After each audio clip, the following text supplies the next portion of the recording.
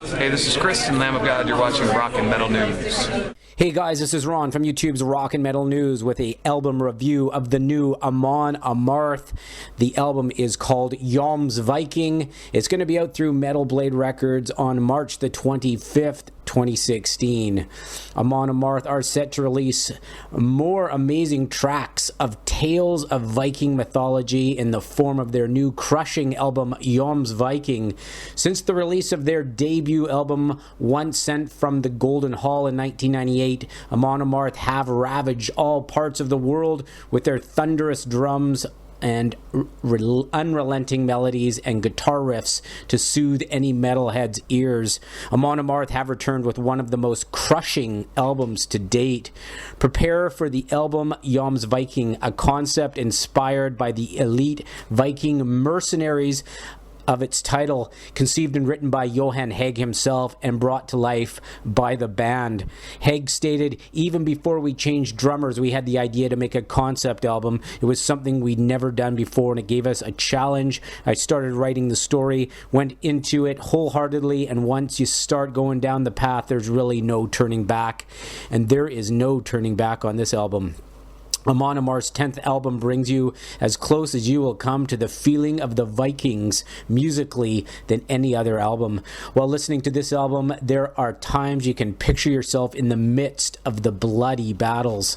Explaining some of the concept, Hegg said, "It's a pretty simple story where a young man is in love with a girl, but unfortunately she's being married off. He accidentally kills a man when this happens and he has to flee, but he swears to have revenge and win her back. He can't let go of the past. He feels that he's been wronged and his life has been destroyed. The story of the Jomsviking is the background. It's the way he finds to go back and claim his revenge. The way the story evolves is not a happy story. It's a tragedy, I guess, but I like sad endings because they're the ones that affect you the most." Jomsviking sounds huge and dramatic thanks to producer Andy Sneap, and his sound confirms Amon Amarth are bigger, bolder, and better than ever before. It's going to be a huge year for Amon Amarth in 2016. Mikkonen stated, "When you write an album like this one, you're basically making music for a movie. You have to follow certain moods, and we had to figure out where we needed the aggressive songs or the more mellow or sad moments, and then we had to find the right ideas for that. It was difficult and it was challenging, but it was more fun. Before we were writing typical Amon Amarth songs, but this time we felt like we had to write something different. After 10 albums, you really need a challenge. We rose to the challenge, and we're really proud of what we've created." And man, they have created such an exceptional album. Doro Pesch performs a duet with Johan Hegg on the track A Dream That Cannot Be. Jomsviking includes tales of heroism, struggle, love, death, glory, brutality, everything in a good Amon Amarth album. 2016 will be the year that Amon Amarth will fight to the death and be left standing through the carnage, hoisting the heavy metal flag. Mikkonen also stated, "We just want to be more, bigger shows, more production, everything bigger and better." I'm pretty sure it's going to be that way too. There's a very good vibe in the band, and I think it's going to be one hell of a year.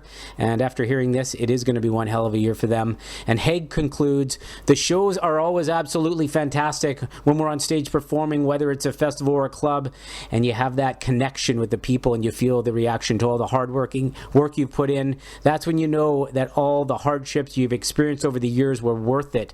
We are still growing. We grew with each album, and we're never a trend. We never followed trends, and no trend has ever followed us. We're on our own. We do what we love, and there are so many shows planned in 2016 that it's almost insane, but that's what we live for. And I can't wait to see the show. After I listened to this album, I bought some Amon Amarth tickets to see them live, and I can't wait for that. Let's get into this. The first song is called First Kill. I'm going to go over some of the songs, but I'll tell you right off the top, this album is absolutely amazing. Love it. Love the story. Love the... there is so much great guitar in this album. All you metalheads out there, your guitarists, man, you are just going to love this album. Amon Amarth meets Iron Maiden in some of this stuff because there is so many nice harmonies on guitar in this album is just amazing. I love it. The first song's First Kill. It's a very epic, fast opening track. It's got some melodic guitar harmonies and thunderous drums and bass. It tells the tale of an outcast, an outlaw, the tale of someone that's being disowned, no man's son, and it's just a great intro track. And number 2 is Wanderer. Guitar harmonies lead you into this track. The heavy, plodding beat guides you through the wanderer's hopeless journey through snow and mountains. This song is highlighted by the great musicianship of all the musicians. There's something that highlights everybody in this track. And there's a song called On a Sea of Blood. Faster track with just many guitar highlights in it. Johan sings at the top of his game in this track. You're led through many mood swings and twists and turns in this song. They're just always switching it up. So a really great track. And another of my favorites is called At Dawn's First Light. Just thunderous drums open this track, and they just stop very dramatically to let Johan introduce the vocals in an almost Till Lindemann from Rammstein feel. Just love the way he does it. This is a furious track with guitars and vocals complementing each other on the melodies. There's outstanding drumming, the mixing of the vocal phrases, and sheer brutalness of the lyrics make this track very hopeful for a live track that they play during their shows. I hope they play At Dawn's First Light.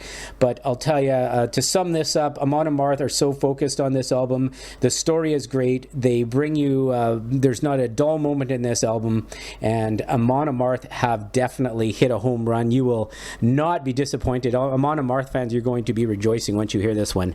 This is Ron from YouTube's Rock and Metal News. Thanks for tuning in.